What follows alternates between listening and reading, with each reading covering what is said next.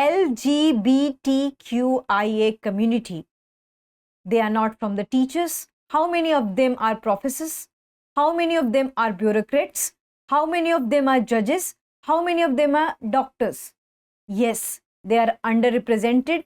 And after 7 decades of independence, we are still asking this question, that what is the representation of LGBTQIA community in the society? They are still vulnerable, they are still marginalized. And it's high time that we need to have discussion on the welfare of LGBTQIA community. Hello friends, welcome to the new series of Drishti IAS. I am Ritu and today's session is about LGBTQIA community, their concerns, their welfare. So moving towards the points of discussion part.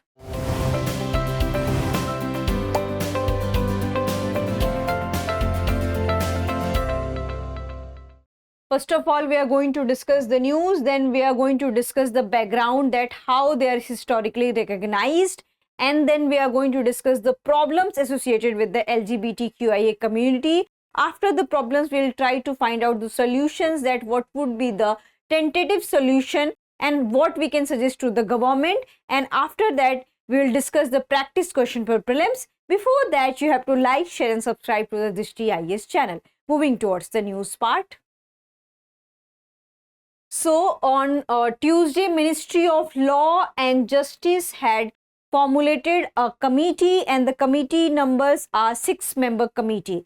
So they have decided that there should be a panel to discuss the concerns and welfare for the LGBTQIA community, because after 7 decades they are not represented well, and we can see their dearth in the every arena, because whenever we talk about that, how many of us, and especially from the transgender community, are the judges, how many of them are bureaucrats, how many of them are in military.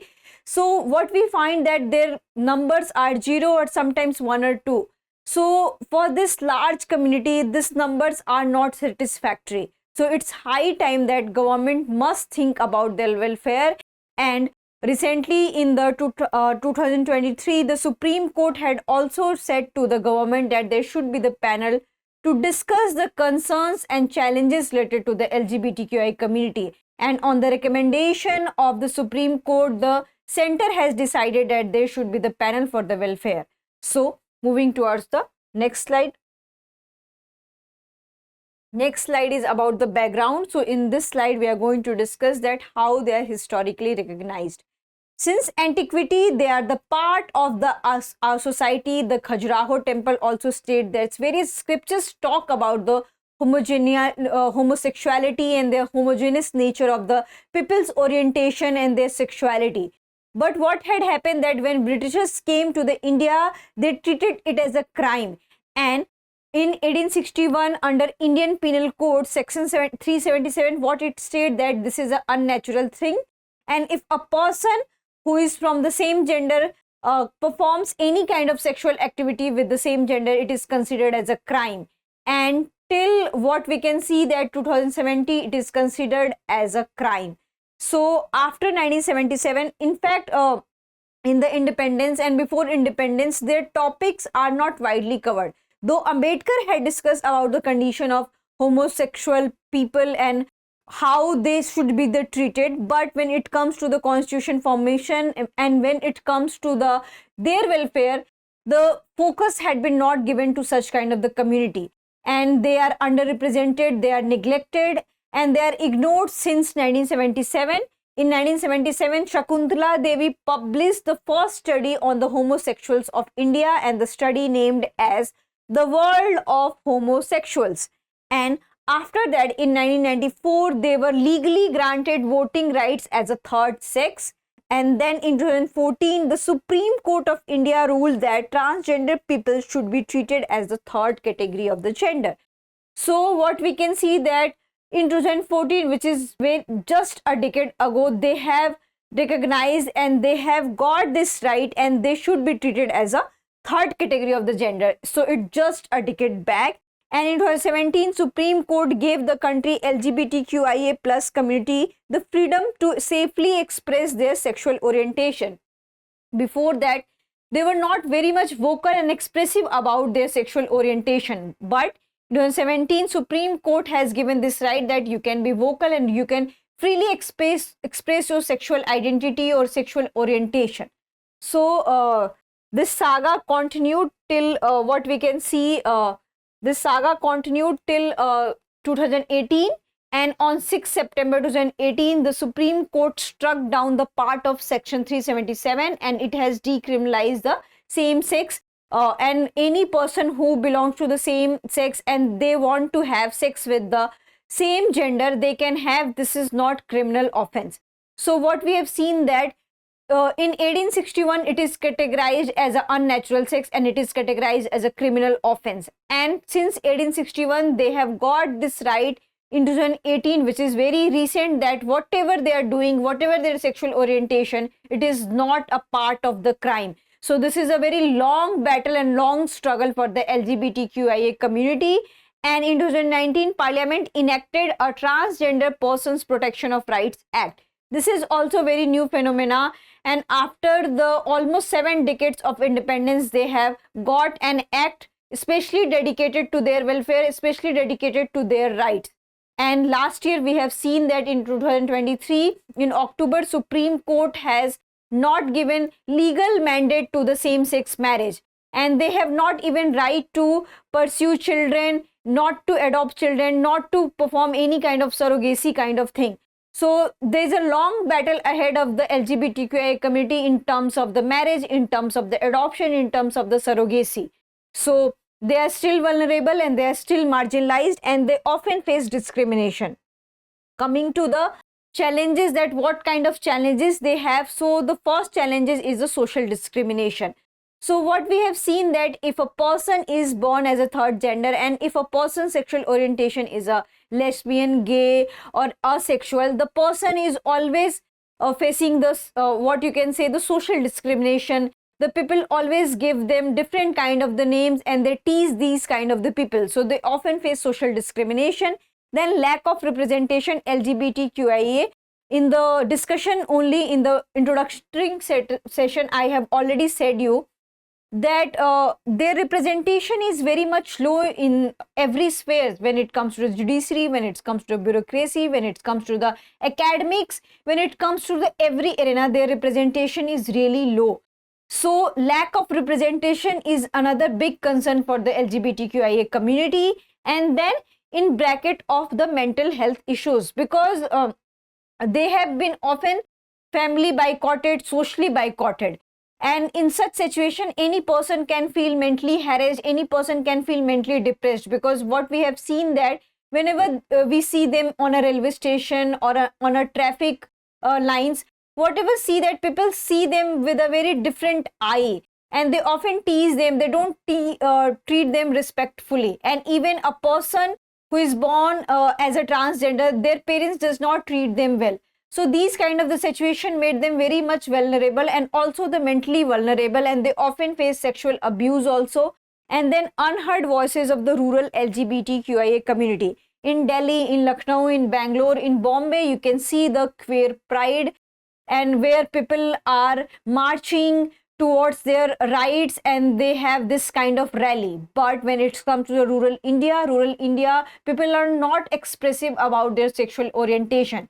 And if you people are born as a transgender or a third sex, the person often face social and economic discrimination, the political discrimination. When we talk about the political representation, how many political leaders who categorize them as a LGBTQ community, and how many political leaders or any cabinet ministers who consider themselves as a LGBTQ community? Among them, there is no one who got selected and who got elected. So this is also another concern. And in rural areas, what we have seen that they don't have this much of awareness that Section 377 has been decriminalized. They have a particular act in 2019 which dedicated to them, which protects their rights. So these kind of awareness is lacking in the rural areas. And then we come to the homelessness, because they have been often socially boycotted. And if a person, any parent and if any couple have a person as a third gender, a child born as a third gender, they often disown that child. They have given to the akhadas which has been run by the transgender community. They often disown them. Sometimes they try to kill them. So all these conditions made them very homeless and vulnerable. So homelessness is another biggest concern for the transgender community, because they often, we can find out them at the traffic jams, and also they go to the places to places, and they ask money when any child is born, when any marriage is happening. So there is no particular occupation given to them, and even when they try to educate themselves, they often face discrimination at the schools, at the college level, and especially in the rural areas. So these are the challenges we have. When we have to also find the solutions, that what would be the way forward approach, and what would be the solution for the existing problems. And the first solution is the supportive policies and law. So this panel is a welcome step by this government, because we need to have a supportive policies and laws related to the LGBTQI community. Though in 2019 we have an act dedicated to the protection of rights for the LGBTQI community, but that is not sufficient to represent LGBTQI community in every arena, and there should be the supportive. So what in the recent verdict we have seen that they have not accorded the legal status of same-sex marriage. So we need to become very much supportive towards them, so that they can also live their life freely and normally, aiming for better parenting. Because whatever we have seen, that if any couple has been given the birth of a transgender child, we have often see that the parents often disown that kind of children, and they are very skeptical about the accepting the sexual orientation of their child. If any girl is saying that she is a lesbian, she often faces wrath from their parents. So in that situation, there should be the acceptable nature of parenting, and we need to make aware our parents aware about the sexual orientation of their child, and they need to become more acceptable into this arena. And this should not be treated as a disease or any mental trauma. Then our diversity, our pride. This should be the motto for every country, for every region, that just like male and female, we have also another gender, which is a transgender or third gender, and it should be the pride. They have also lived the life with the pride, and they are the pride of this nation. So this should be the motto of not just India, for every other nation who wants to accommodate every kind of population, or who wants to see the diversity in their population. Then from special treatment to equal treatment. So many times we have seen that if any transgender person is walking towards any roads, and if they are attending any kind of social functions, so sometimes people treat them special. So they don't want special treatment, they want equal treatment, because just like male and female, they are also a gender, which is a third gender, which is a transgender.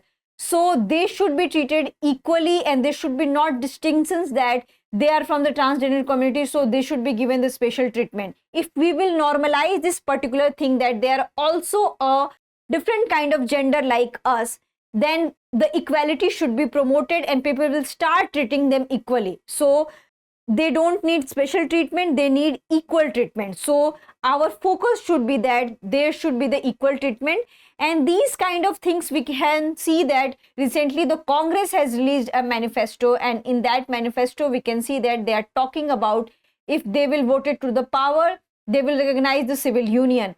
And the CPI has also discussed about the rights of the transgender community, and after that we can see that the present government has enacted a panel where they will discuss the welfare of the transgender community. So what all these things are saying, that they are recognized politically also, and their vote matters. So that's why so many political parties are advocating for their rights, but not just to be a part of manifesto. It's very right time to work for them, because after 7 decades, it should not be an ideal nation where a particular community is still asking for their recognition, still asking for the legal status of marriage, still asking for the adoption of the child. So it should not just be for the political motive, it should be for the social welfare, it should be for the economic welfare, and it should be for the social justice. And then we come to the question part. So the question is, which article of the Constitution of India safeguards one's right to marry the persons of one's choice? And this question has been already asked in 2019, and your options are Article 19, Article 21, Article 25, and Article 29. And you have to answer this in the comment section. I hope you are liking this series. If you have any session or any question related to this particular session, kindly ask in the comment section and be acceptable towards the transgender community. Thank you. For more informative content, like, share and subscribe, and do not forget to press the bell icon to get the notifications.